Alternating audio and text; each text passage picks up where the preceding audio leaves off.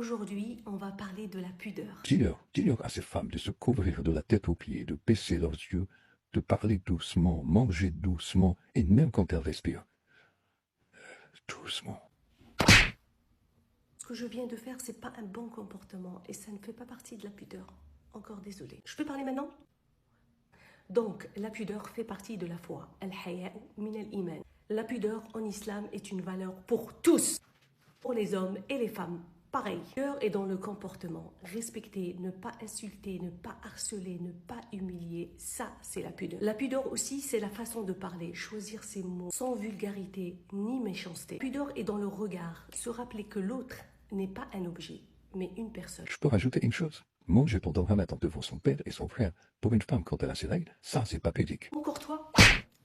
Mais quand on utilise la pudeur seulement pour les femmes, elle devient un outil de contrôle. Manipuler les femmes, les faire taire, les culpabiliser. Ce n'est pas aux femmes de gérer les comportements des hommes, sinon la pudeur perd son sens. Aujourd'hui, on va parler de la pudeur. Dis-leur à ces femmes de se couvrir de la tête aux pieds, de baisser leurs yeux, de parler doucement, manger doucement, et même quand elles respirent.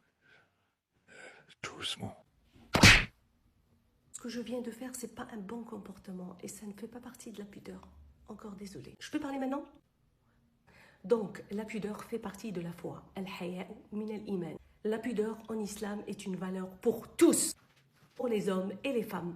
Pareil. La pudeur est dans le comportement. Respecter, ne pas insulter, ne pas harceler, ne pas humilier, ça c'est la pudeur. La pudeur aussi, c'est la façon de parler, choisir ses mots sans vulgarité ni méchanceté. La pudeur est dans le regard, se rappeler que l'autre n'est pas un objet, mais une personne. Je peux rajouter une chose. Manger pendant Ramadan devant son père et son frère, pour une femme quand elle a ses règles, ça c'est pas pudique. Encore toi.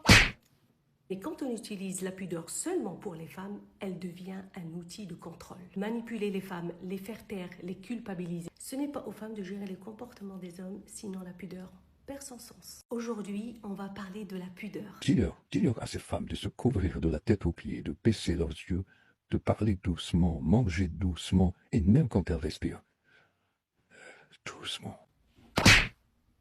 Ce que je viens de faire, c'est pas un bon comportement et ça ne fait pas partie de la pudeur. Encore désolé. Je peux parler maintenant? Donc, la pudeur fait partie de la foi. Al-haya'u min al-iman. La pudeur en islam est une valeur pour tous, pour les hommes et les femmes. Pareil. La pudeur est dans le comportement. Respecter, ne pas insulter, ne pas harceler, ne pas humilier, ça c'est la pudeur. La pudeur aussi, c'est la façon de parler, choisir ses mots sans vulgarité ni méchanceté. La pudeur est dans le regard, se rappeler que l'autre n'est pas un objet, mais une personne. Je peux rajouter une chose. Manger pendant Ramadan devant son père et son frère, pour une femme quand elle a ses règles, ça c'est pas pudique. Encore toi. Et quand on utilise la pudeur seulement pour les femmes, elle devient un outil de contrôle. Manipuler les femmes, les faire taire, les culpabiliser. Ce n'est pas aux femmes de gérer les comportements des hommes, sinon la pudeur perd son sens.